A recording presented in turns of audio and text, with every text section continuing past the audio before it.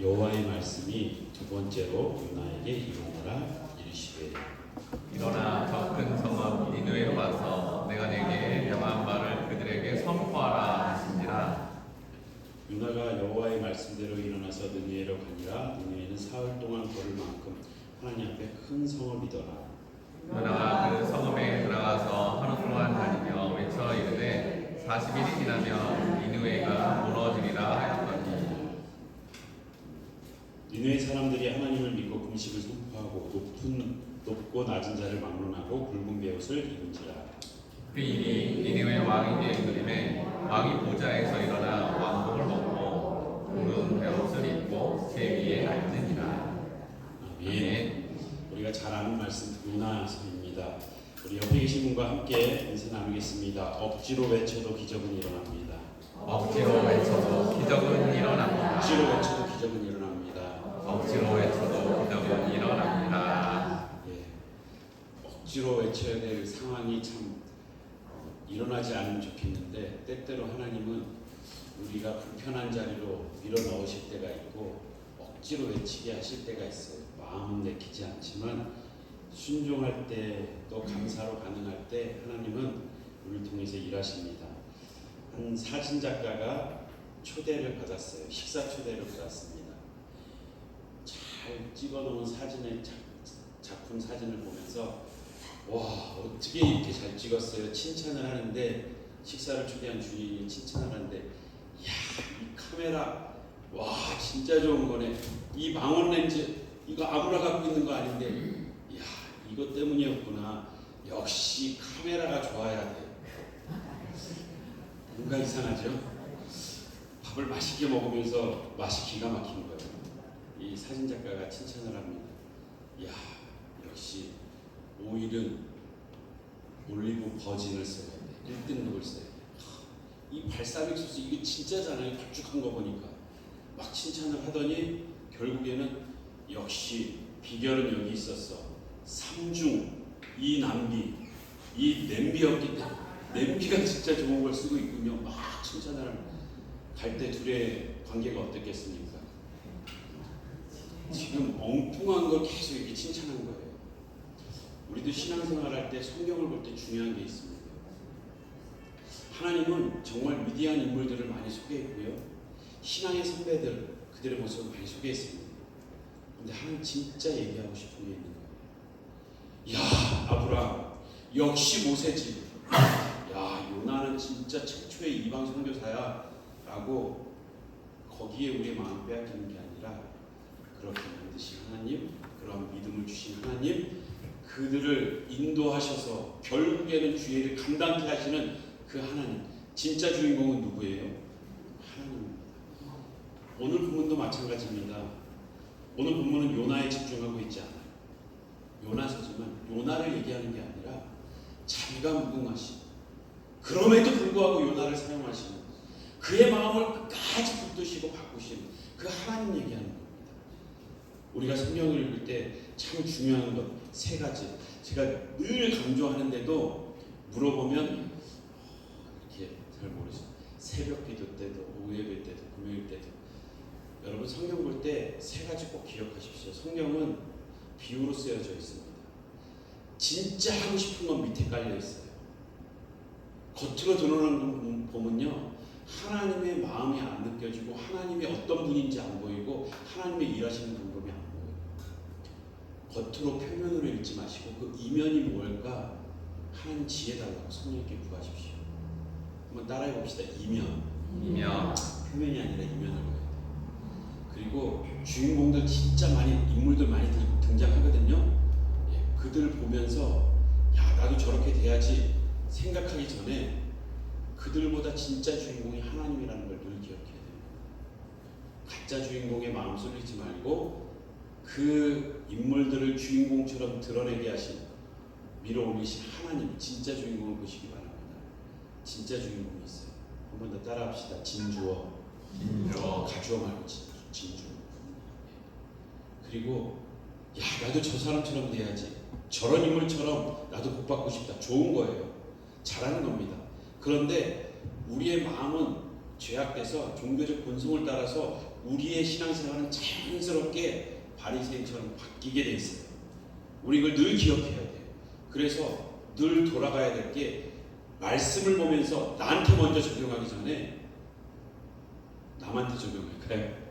하나님 저 사람 바꿔주세요. 아, 저 집사님. 그게 아니라 나한테 적용하기 전에 예수님께 적용해요. 다시 말해 그 말씀을 통해서 예수가 보이지 않으면, 구속사역이 보이지 않으면, 대속의 은혜가 보이지 않으면 우리는 우리의 열심으로, 윤리적인 우리의 모습으로 우리는 자기 의를 드러내게 되어 있어요. 다시 말해 예수님께 먼저 적용하십시오. 여기서 어떤 예수님을 보여주시려고 하나, 여기서 어떤 대속의 은혜를 말씀하시려고 하나, 여기서 하나님의 마음이 어떤지 그 크신 사랑을 깨달으려고 먼저 거기에 적용하십시오. 예수님께 적용하고 나면 내가 어떤 존재인지, 내가 얼마나 큰 사랑을 받았는지, 그리고 그 사랑에 감격해서 진짜 하나님이 기뻐하시는 삶으로 나아가고자 하는 그 중심과 동기가 흔들리지 않는 거예요. 우린 변질된다니까요. 나 자랑하고 싶어서, 내 의 드러내고 싶어서 내가 이만큼 수고한 거에 내 마음이 빼앗겨요. 빼앗기지 않으려면 누구에게 먼저 적용하라고요? 예수님께. 조금 표현이 좀 투박하고 직설적이고 좀 이상하긴 하지만 그렇게라도 기억하세요. 예수께 먼저 적용한다. 따라해 봅시다. 이면, 진주어, 예수 적용. 저는 성경 볼 때 이 세 가지를 늘 기억하려고 애쓰고 있고 안 잊어버리려고 두 글자, 세 글자, 네 글자 꼭 기억하고 있어요. 아, 이면을 봐야지. 나도 어느샌가 설교 준비하다 보면 야, 역사적인 배경이 이랬어? 야, 원어적 의미가 이러네? 막 이렇게 하다 보면 제가 굉장히 많은 걸 깨달은 것 같고, 때로는 거기에 마음 빼앗겨서 진짜 하나님이 하고 싶은 말씀, 하나님이 진짜 어떤 분인지 그 하나님을 드러내는 것, 그리고 그 예수 그리스도의 대속사역, 하나님이 하신 그 일에 대해서 놓치고 설교할 때가 있어요. 그렇게 설교하고 나면 순간은 뿌듯한데 공허해요. 성도들이 목사님 말씀 훌륭한데, 목사님 많이 아는 것 같은데, 근데 성도들한테 영적으로 유익이 안 됩니다. 성도들이 변하지 않아요. 우리가 말씀을 볼 때에 하나님의 뜻이 어디 있는지, 그리고 진짜 주인공이 누구인지, 하나님이 진짜 하셨던 위대한 일이 무엇인지 우리 스스로도 말씀을 볼 때 설교자와 같은 심정으로 그렇게 말씀을 보게 되길 주님의 이름으로 축복합니다. 오늘 본문은 요나가 멸망시키려고 억지로 니느웨에 가서 외쳤죠. 온 힘을 다해서 주여 도와주시옵소서, 주여 살려주시옵소서, 막 주여 성찬 외치면서 그렇게 막 마음을 다해서 외친 게 아니에요. 억지로 외친 거예요. 간신히 외친 거예요. 막 싫은데 에이씨 하면서 원망하면서 외쳤는데 니느웨가 회개를 하고 부흥의 역사가 일어난 거예요.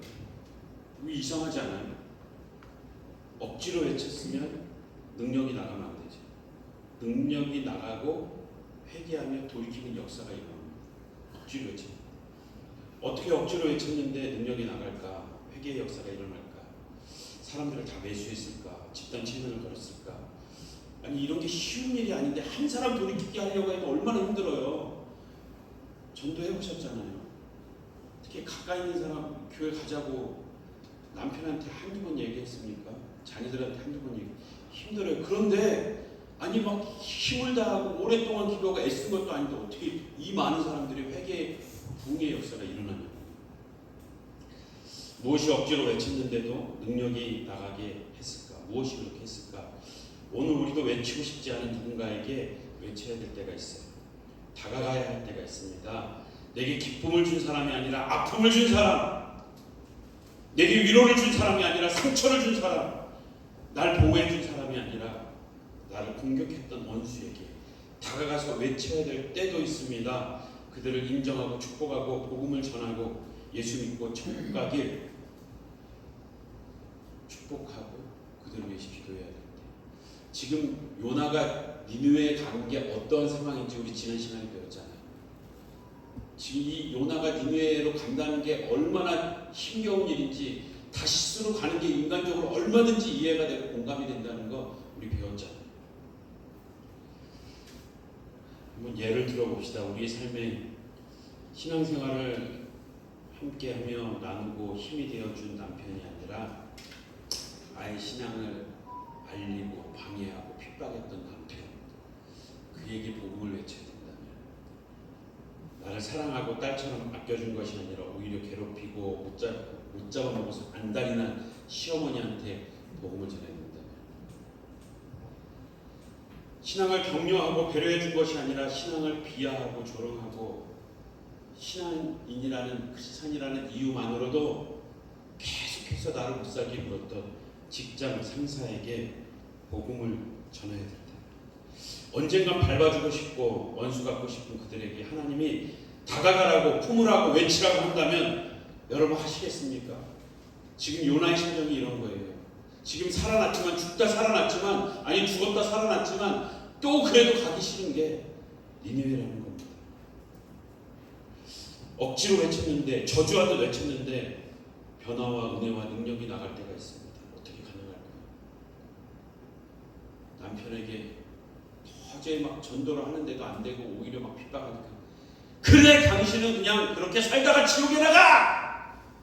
했는데 남편이 밤새 잠을 못 자요. 야, 진짜 지옥이 있을 것 같고, 지옥 가면 안 될 것 같고, 내 가족들하고 천국에서 얼굴 봐야 될 것 같아서 밤새 못 자다가 아내한테, 여보 나 교회 가면 안 돼?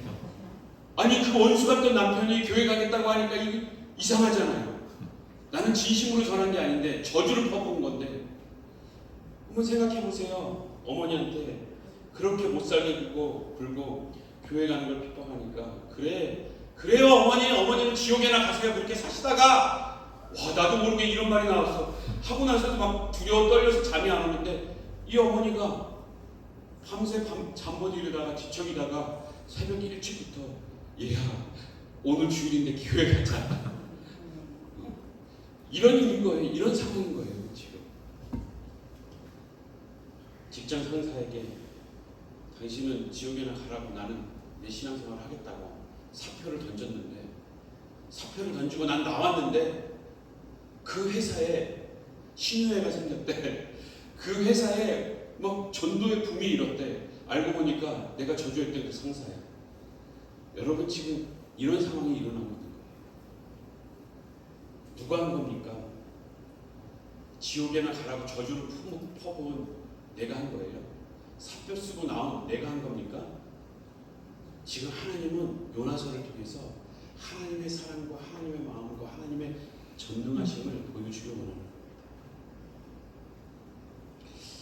우리는 때론 복음을 전하지만, 기도를 하지만 그들이 변화되기보다는 오히려 야 정말 영진이가 바른 말을 했었구나, 내가 잘못했구나, 영진아 미안해, 이렇게 뭔가 나한테 와서 조금 이렇게 사과와 용서를 구하고 뭐 이렇게 좀 할 수 있으면 무릎 꿇고 빌었으면 좋겠는데, 우리는 기도하면서도 때론 그런 걸 기도하는데 그 사람들이 오히려 나보다 더 열심히 신앙생활하고 더 좋은 신앙의 열정을 가지고 살아간다면, 마치 우리는 하나님 앞에서 내가 먼저 믿었는데 내가 소외되는 것 같은 그러한 감정을 받기도 합니다.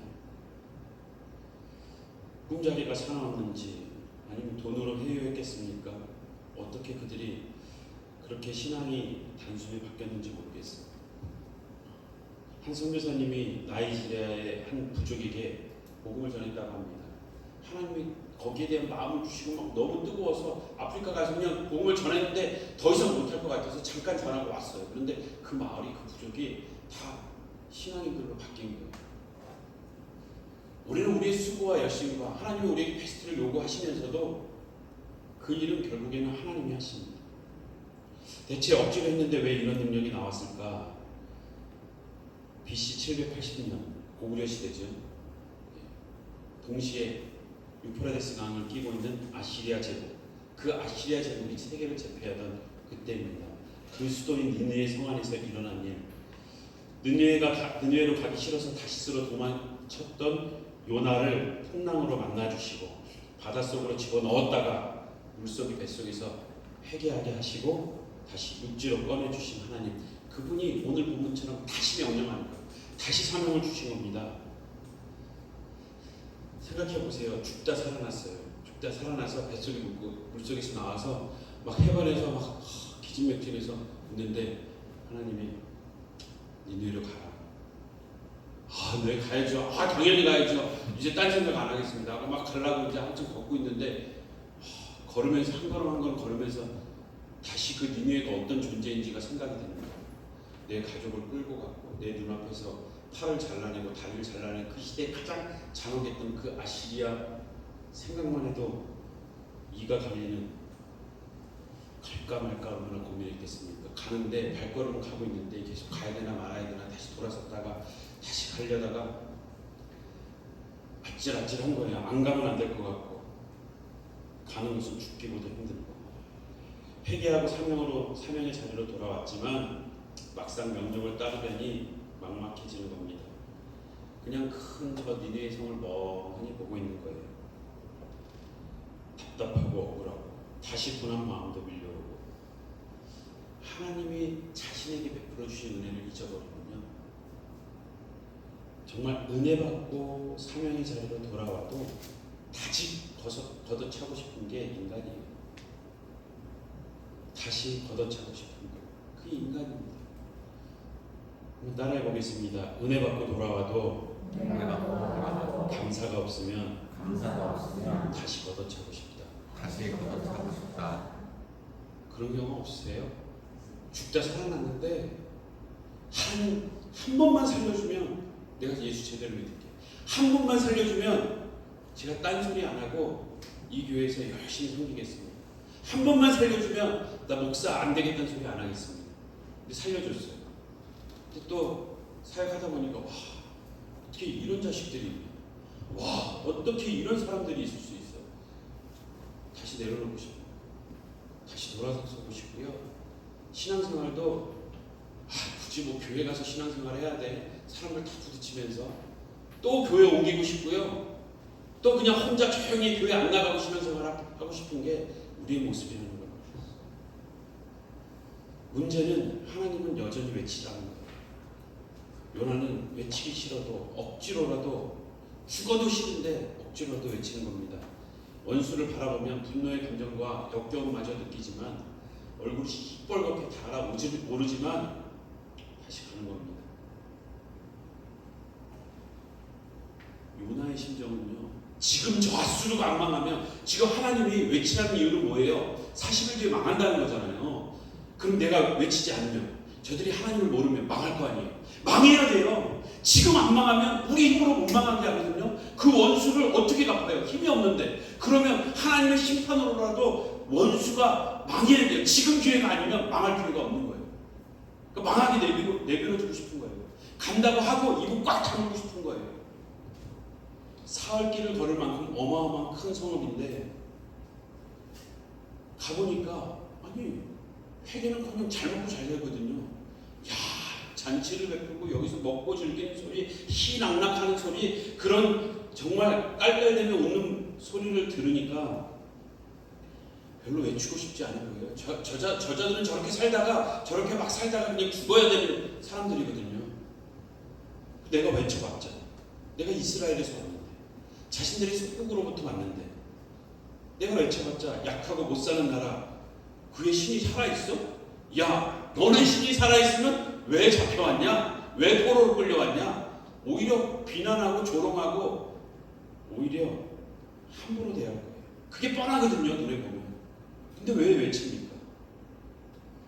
우리 안에 하나님이 우리를 살려주셨다는 구속의 은혜, 대속의 은혜가 없으면 그 감사가 사라지면 하나님이 사명 주시고 신나게 사명을 감당하다가도 몸과 마음이 지쳐지는 거예요. 삶이 공허해지는 거예요. 열심히 사명은 감당하는데 겉은 감당하는 것 같은데 삶은 점점 피폐해집니다. 그 안에 대속의 은혜가 사라지면 그 구원의 은혜에 대한 감사가 없어지고 한 번 더 따라합시다. 감사가 사라지면 사명을 감당해도 삶은 지쳐만 간다.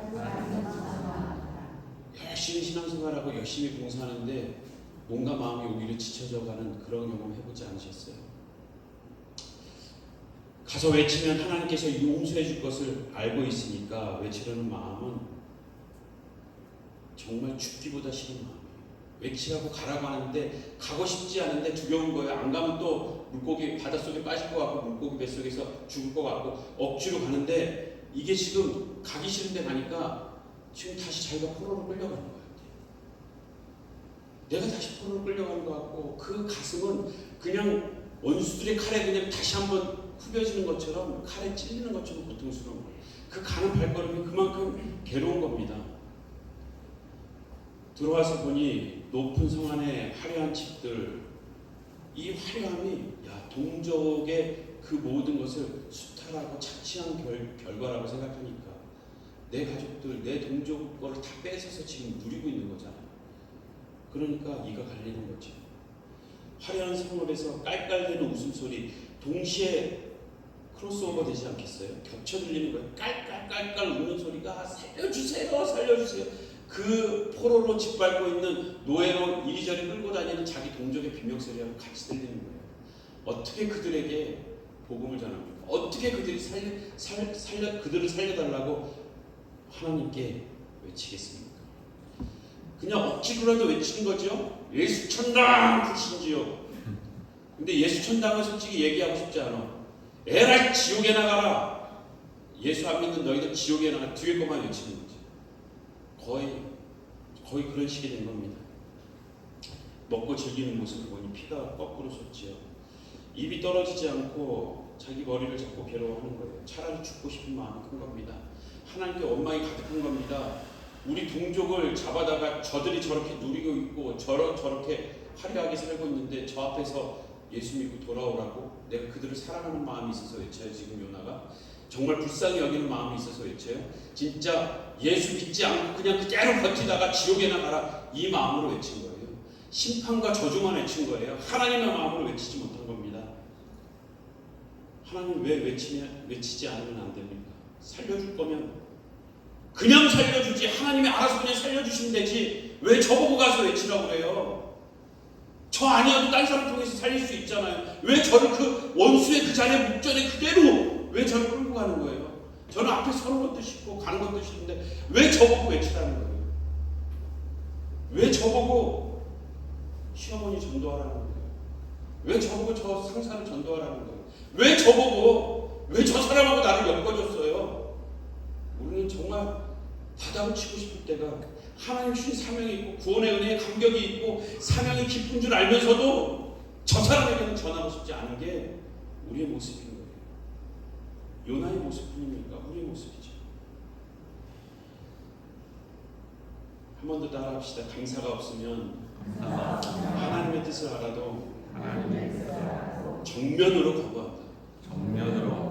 계속의 은혜가 우리 안에 충만히 차있지 않으면 우리가 어떤 은혜를 받았고 무엇을 해야 되는지 분명히 알고 하나님의 뜻을 알아도 그 하나님의 뜻에 정면으로 거부하는 게 우리의 제약된 본성이에요.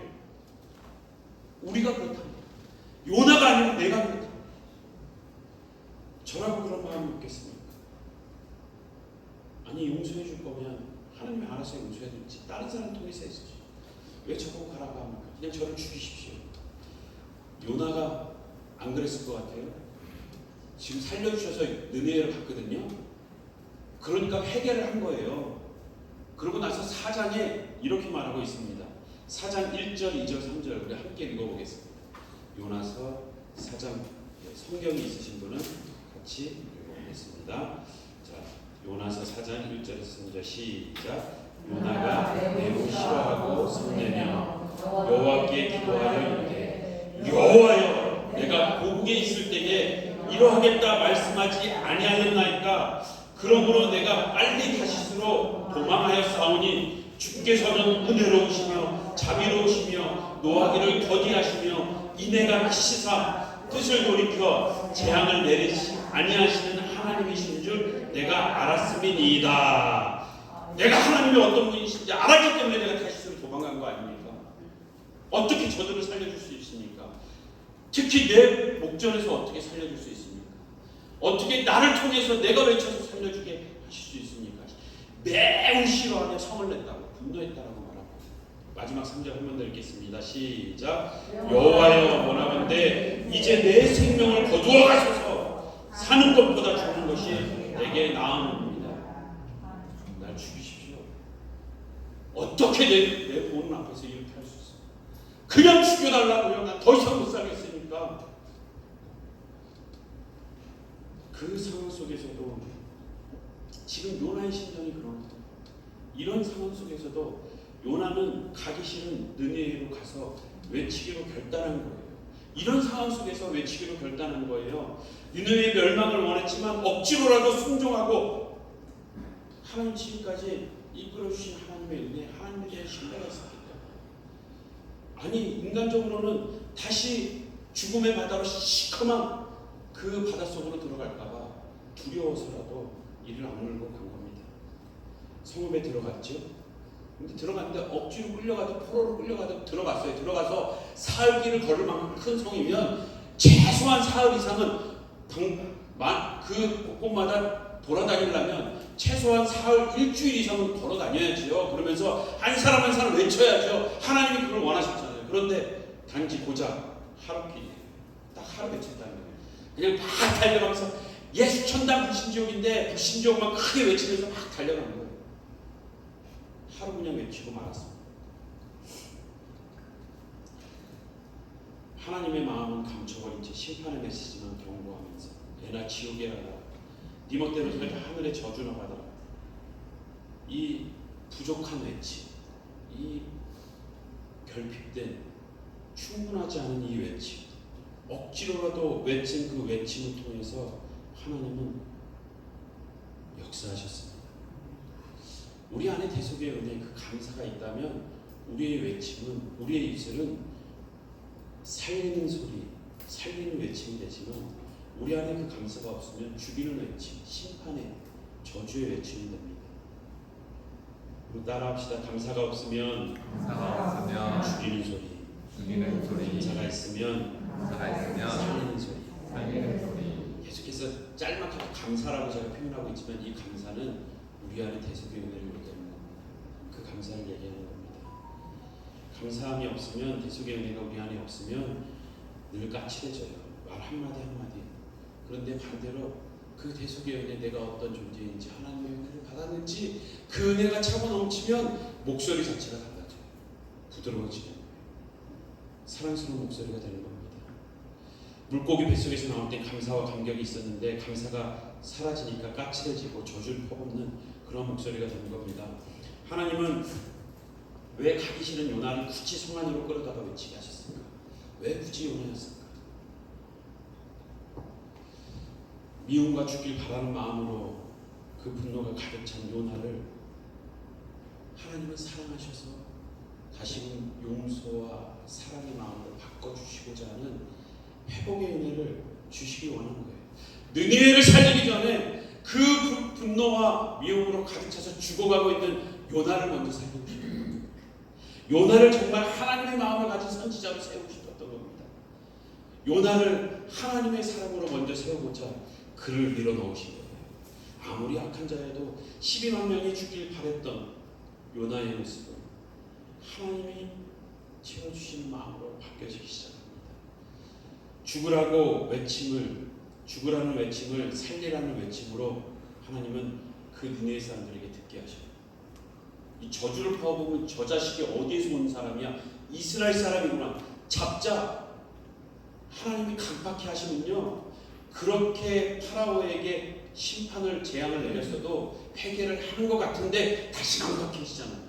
근데 하나님이 회개의 마음을 주시고자 하면 저주를 외쳤는데도, 심판을 외쳤는데도, 야, 저 이스라엘 선지자가 우리를 살리려고 왔구나, 우리가 회개하고 하나님께 돌이키자라고 회개로 바뀌는 거예요.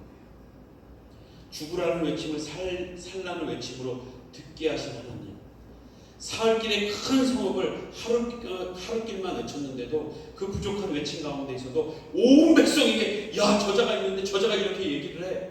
이게 온 백성이 순식간에 다 퍼져가게 하시고 모두가 회개하게 하신 거예요.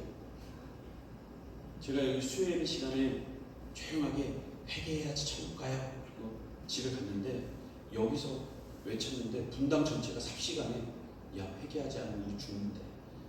하나님이 역사하신 겁니다. 1907년 평양 대부흥운동, 장대현 교회에서 일어났던 그 그 부흥의 운동은, 회개 운동은 거기서 끝나지 않았어요. 핍박과 함께 던져갔고 삽시간에 그 충국에 그 성도들에게도 던져갔습니다. 그 받은 은혜가 전해졌습니다. 회개의 영을 부어주셔서 왕으로부터 짐승까지 모두가 돌이키는 역사가 일어났다고 기록하고 있습니다. 결국 요나를 니느웨를 살려주려고 온 선지자로 그들은 받아들이게 된 거죠. 하나님은 우리를 살리시는 분인 줄 믿습니다. 하나님은 죽음을 생명으로 바꾸시는 줄 믿습니다. 하나님은 아무리 악한 자라도 돌이키게 하시는 분인 줄 믿습니다. 한번 따라하겠습니다. 하나님은 아무리 악한 자라도 돌이키게 하신다. 니느웨만큼 악한 자가 자신임을 요나는 알게 된 거예요. 그 니느웨만큼 악한 자가 나였구나. 하나님의 뜻을 알면서도 거부하고 하나님의 뜻대로 행하려 하지 않았던, 하나님을 거부했던 자가 나이구나. 요나가 억지로라도 하나님의 명령을 따라 외침으로써 하나님은 억지로라도 명령을 따랐다는 이유로 큰 복을 주시는 거예요. 외치고 싶지 않은 자리가 있습니까? 다가가고 싶지 않은 사람이 있습니까? 사명이 분명하면요, 억지로라도 외치십시오. 하나님은 그 억지로라도 외치는 그 명령을 통해서 우리에게 복 주시고, 우리에게 먼저 복 주시고, 저자는 살리려고 온 선지자구나. 아니, 우리가 먼저 분노와 미움으로부터 사라지는 회복의 은혜를 경험하게 되고, 요나가 이방인 최초의 선교사라는 영예를 얻었던 것처럼 엄마가 우리 가정에 복음을 들고 왔어. 당신이 우리 가정에 복음을 들고 왔어. 우리 할머니가 우리 가정의 가문에 복음을 들고 왔어. 라는 하나님은 영예로운 영적인 그 명예를 허락하길 원하십니다.